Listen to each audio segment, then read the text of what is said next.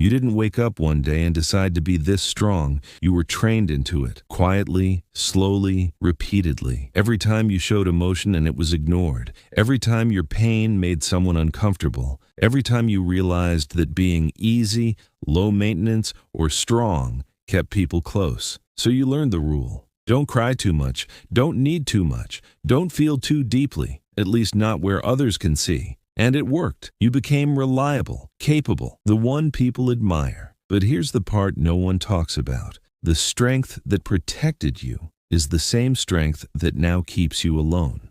Because when you never show weakness, people forget you need care too. And eventually, you forget as well. This isn't personality. It's conditioning. Many women who carry this pattern didn't grow up in chaos. They grew up in emotional silence, emotional neglect, not being hurt, but not being held. No one asked what you felt. No one stayed long enough to hear the answer. So you learned to self-soothe, to be fine, to move on quickly. Hypervigilance. You became sensitive to shifts, mood changes, tones, energy. You learned to read rooms because misreading them once cost you safety or belonging. Your nervous system never fully relaxes. It's always ready. Avoidant attachment. You want closeness, but only where you don't have to depend. You love deeply, but quietly. You leave before you can be left. Not because you don't care, but because caring once hurt too much. Your mind learned a story. I am safest when I don't need. There is a private grief in always being strong, the grief of never fully resting, of always being the one who handles things,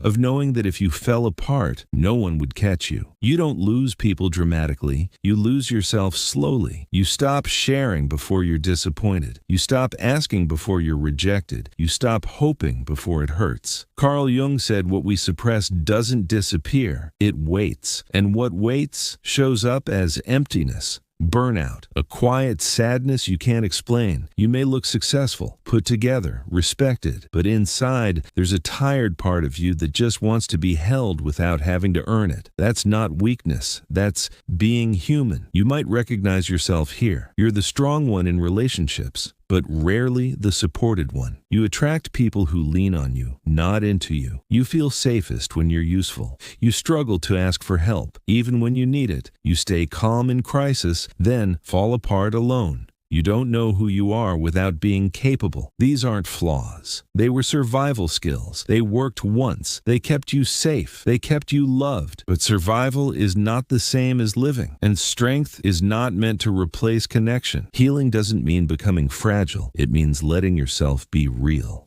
Inner child work, not reliving pain, but finally offering yourself safety. Shadow work, meeting the parts of you that feel needy, tired, unsure. They are not shameful. They are honest. Nervous system safety. Your body needs proof that rest is allowed. Slow down before your mind agrees. Choosing softness with safe people in small moments without apology. You don't need to stop being strong. You just need to stop believing that strength is the only thing that makes you worthy. As Brené Brown said, vulnerability is not weakness, it is courage. You are allowed to be held. You are allowed to rest. You are allowed to need. The goal is not to be fixed, but to become whole. If this felt personal, it's because it is. Share it with someone who carries quietly.